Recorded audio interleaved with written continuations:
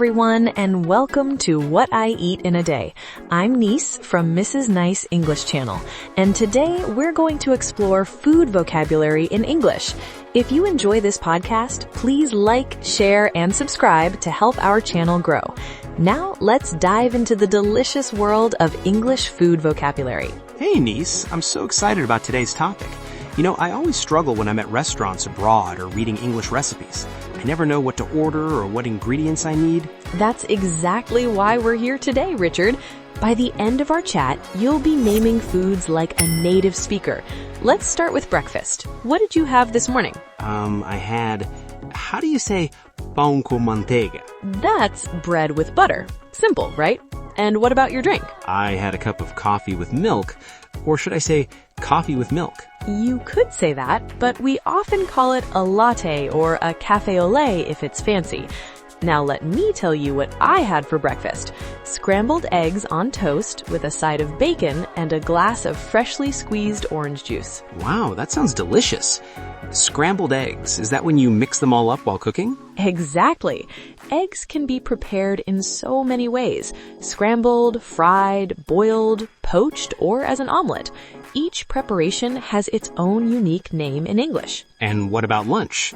Today I had, how do you say arroz com feijão e bife? That's rice and beans with steak. Speaking of steak, there are different types based on how well it's cooked. Rare, medium, medium well, and well done. How do you like yours? I like it medium, not too raw, not too cooked. That's perfect. For lunch today, I had a Caesar salad with grilled chicken. A Caesar salad typically includes romaine lettuce, croutons, Parmesan cheese, and Caesar dressing. And all those ingredients, how do I remember them all? Let's group them. We have vegetables like lettuce, tomatoes, carrots, and cucumbers. Fruits like apples, bananas, oranges, and strawberries. Protein sources like chicken, beef, pork, and fish. And don't forget grains like rice, pasta, bread, and quinoa. This is so helpful. What about cooking methods? I know fry and boil, but there must be more. Absolutely. You can grill, roast, bake, steam, sauté, poach, or even braise food. Each method gives a different flavor and texture to your dish. And for dinner, I'm planning to make, how do you say macarrón con molho de tomate? That's pasta with tomato sauce. You could get more specific and say spaghetti with marinara sauce.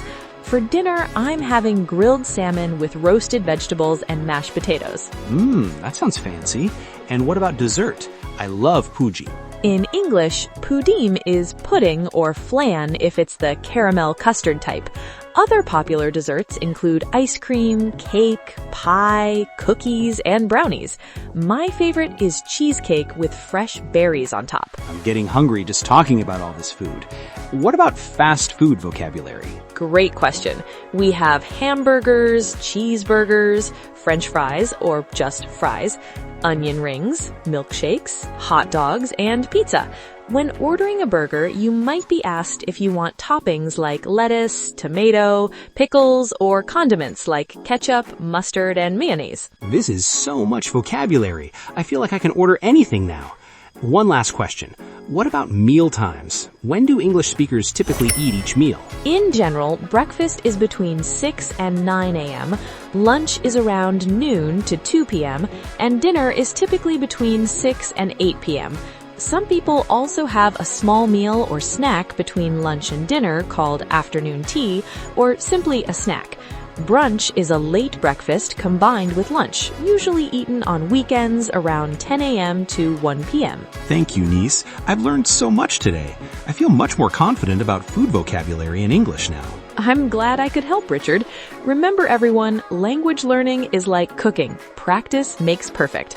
Thanks for listening to What I Eat in a Day on Mrs. Nice English Channel. If you enjoyed this episode, please like, share, and subscribe for more fun English lessons. Until next time, happy eating and happy learning.